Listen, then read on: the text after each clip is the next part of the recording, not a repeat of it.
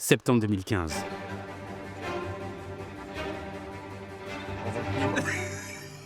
À quel moment? Bloqué, une web-série réalisée par Kayan Kojandi et Navo, fait son apparition sur YouTube. Carton immédiat sur Internet, le concept est simple. Deux nouveaux acteurs, Gringe et Orelsan, anciennement membres du groupe de rap Casseur Flotteur, une caméra en plan fixe, un appartement sale et au milieu, un canapé. Le tout supprimé par des sketchs qui ne dépassent pas plus de 2 minutes. T'as pas vu mon harmonica? T'as regardé dans le placard à harmonica? À la grande surprise du public, les rappeurs sont étonnamment très bons acteurs Et oui, effectivement, j'ai pris un pied immense à jouer la comédie et depuis, je suis en quête de ça, quoi. et la plume des deux réalisateurs, expérimentés au format court grâce à Bref, Bref. est excellente. La série se répand comme une traînée de poudre. Et jamais dans la vraie vie, un mec il te propose de monter boire un dernier drink. À ce jour, les 120 épisodes de la mini-série cumulent 635 millions de vues. Dans Bloqué, Gringe et Orelsan interprètent des colocataires motivés par un désir de ne rien faire et trompent l'ennui par tous les moyens possibles. Bon, allez, Johnny Depp. Johnny Hallyday. Johnny Ali Berry Depp. En fait, pour moi, les personnages ne s'ennuient pas. C'est des gars qui, justement, trompent l'ennui. On se lève, on glande, on trompe l'ennui dans une galerie marchande. Les mecs peuvent être côte à côte sur un canapé pendant une semaine et s'amuser parce qu'ils font des petits jeux, ils font des blagues. À travers les épisodes, le public s'identifie aux deux personnages, les anecdotes s'enchaînent et c'est le 14 novembre 2015 qu'en plein boom, un nouveau guest fait son Ça apparition, te dit, on appelle Serge le Mito? Serge le Mito. Et c'est là que quelque chose se passe. Il se passe ce truc dingue, c'est que donc moi je connaissais pas Aurel et Gringe, et j'ai Kian qui vient me voir qui dit mec tu fais ce que tu veux, et 10 actions. Jonathan Cohen, âgé alors de 35 ans, ne connaît pas un grand succès dans sa carrière d'acteur. Habitué à des rôles de guest plutôt que de lead, il est invité par les réalisateurs pour un épisode de Bloqué. Les consignes sont simples, pas de texte pour Gringe et Orelsan, pas de script pour Jonathan Cohen. Bah, à la base, je suis très pote avec le ministre de la Culture. L'acteur incarne un mythomane et il a carte blanche pour divertir ses deux amis. Les aventures de Serge le Mito en Thaïlande, l'épisode 28, sera le premier de la série à dépasser les 3 minutes. Et c'est dans ce contexte unique que Jonathan Cohen va nous montrer son talent humoristique sous une de ses formes les plus Une brutes, tub qui est sucée toutes les 10 secondes. l'improvisation. Je commence à faire mes petites pattes capoeira. Un son poil là, un son poil là, frère. Et avec la force centrifuge. Prochain iPhone, l'iPhone 7. Il s'appelle l'iPhone Serge. Durant plus de 180 secondes, l'acteur va délivrer un tel niveau de créativité, une telle maîtrise du concept, que tout le monde reste sous le choc. Il se lance dans des histoires ahurissantes, rocambolesques, imprévisibles. Steve Jobs. Chaque phrase est suivie d'une suivante encore plus inattendue. C'est que le chiffre 7, mec. En japonais, ça se dit Serge. Chaque blague est surprenante. Chaque anecdote a un objectif simple, prendre le public au dépourvu. Et cela commence par les acteurs sur scène. C'est que c'est 7 en japonais, ça se dit Serge. L'épisode explose le compteur de vues et tout le monde est conquis par le nouveau personnage de Bloqué et l'interprétation de Joko. Une légende était née. Salut DQ, c'est Jonathan Cohen. Alors aujourd'hui, je vais me balader un peu sur internet pour voir ce que vous disiez sur moi. Au final, Serge le Mito apparaîtra dans 9 épisodes de la série Bloqué. 9 succès. Mais Kian Kojandi, Navo et Jonathan Cohen n'en avaient pas terminé avec leur nouvelle création. Serge le Mito méritait sa propre série, son propre spin-off. Face au constat et au désir de développer cette idée, une question fait rapidement obstacle.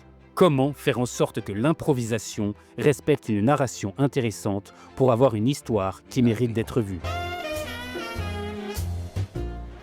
Jonathan, il n'est jamais aussi bon que quand il improvise, mais là, on doit en sortir des dizaines, des mythos. Donc, du coup, il y a quand même une préparation où on essaie de préparer des histoires, mettre 2-3 balises, trouver 2-3 blagues, mais pas trop, parce que si t'en mets trop, en fait, ça devient scripté et on perd de la fraîcheur du truc. Les scénaristes arrivent rapidement à une conclusion.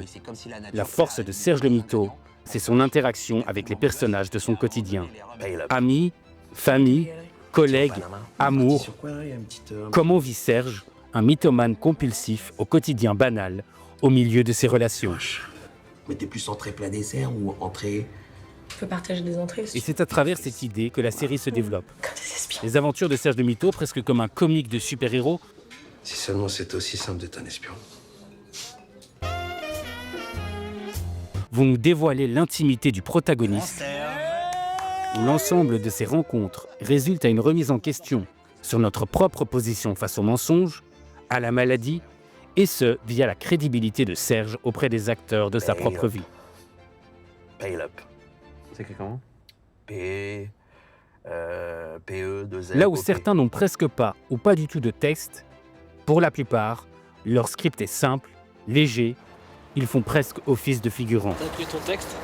Ouais, j'ai pas de texte. Mon texte, c'est ah ouais, sérieux? Non, arrête, sérieux?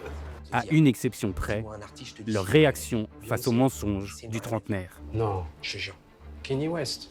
Marionnette. Non. Marionnette, frère. Par exemple, les personnages d'Aurel et Gringe se régalent de ces mythos et donc profitent juste du spectacle et ne cherchent pas la confrontation, mais le divertissement. T'écris à qui? À Serge le mytho. Je lui dis de passer. Huguette, qui apprécie avoir de la visite dans sa vie solitaire et qui se fiche de ses mythos. Comme une histoire qu'on raconte à son enfant avant d'aller dormir. Elles sont pas un peu grosses, ces histoires? Oh, vous savez, moi, les histoires. Mon fils, il m'avait bien dit qu'il viendrait aujourd'hui, puis il n'est pas venu, alors. Ou alors son ami qui souhaite l'aider dans sa mythomanie et remet en question ses mensonges, mais avec bienveillance. J'ai les 10 millions qu'il me faut, il me manque 150 balles pour lancer la machine. Si t'as 10 millions d'euros, t'as pas besoin de 150 euros de plus.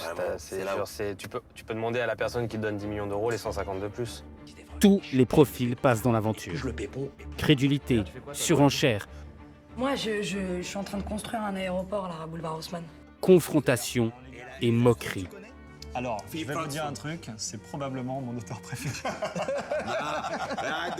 Mais là où la série aurait pu se limiter à la simple couche humoristique divertissante et accessible à tous, les scénaristes ont cherché à aller plus loin.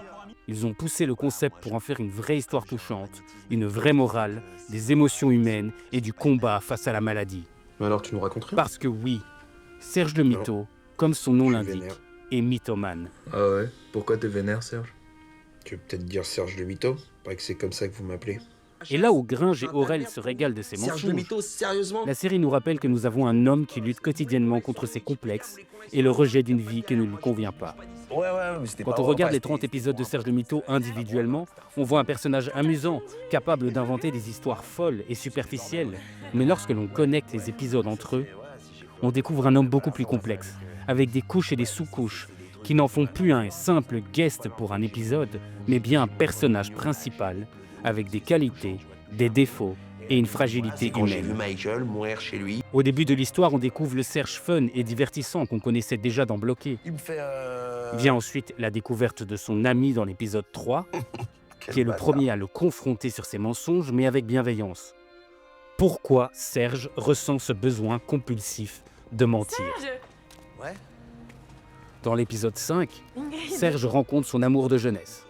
Assez banal de premier abord, cette relation se construit et se complexifie à travers la série. Qu'est-ce que tu fous là, toi? Plus tard, il rencontre sa cousine et on découvre l'origine de ses mensonges et ses complexes jamais réellement résolus. Serge, on t'a emmené voir un médecin à cause de ça, tellement t'étais surémotif. À travers la série, on découvre que Serge ment pour Mais- impressionner, Si tu les avais achetés dans un magasin normal, et que c'était des boucles d'oreilles normales, ça m'aurait fait autant plaisir. Ouais, il ment par timidité ou inexpérience, mais avant tout, Serge ment pour sublimer. elles veulent passer à l'acte. Mais jamais, au grand jamais, l'acteur ne ment pour faire du mal ou manipuler. Je sais pas si vous êtes au courant qu'Huguette, quand même, à une certaine époque, c'était la muse de tous les peintres. Les Picasso, les Dali, tout ça. Et c'est là la force du personnage. Il est profondément bon. Il souhaite aider les enfants à aller et réussir à l'école. Il remonte le moral de Huguette qui est seule et déprimée par la vieillesse. Il ment à Ingrid pour sortir de sa condition et échapper à son quotidien qu'il juge trop mauvais pour mériter une fille comme elle. Serge veut tellement une vie exceptionnelle qu'il s'investit dans ses mensonges au point de se perdre lui-même et de perdre la seule chose positive de son quotidien, sa relation amoureuse. S'il te plaît, ça commence à devenir sérieux entre nous, j'ai envie que ça marche. Fais un effort, fais un effort pour moi. Allez. Là où sa partenaire assume ouvertement les difficultés de sa propre vie, Serge, lui, est incapable d'affronter la réalité, tant la sienne que celle de son couple, il choisit de se réfugier dans la solitude et le mensonge plutôt que d'accepter sa situation. Et si Serge le Mito fonctionne aussi bien, c'est avant tout car Jonathan Cohen est un excellent acteur. La vérité, c'est que j'habite chez ma Rome, d'accord? Et que ma chambre d'enfant, eh ben, c'est ma chambre d'adulte. Alors oui, la mythomanie est marrante pour celui qui la prend à la légère et devient presque un talent qu'on pourrait envier, mais pour ceux qui prennent la peine de s'attarder et de comprendre le personnage, ils finiront tous par comprendre que la mythomanie, c'est avant tout une maladie.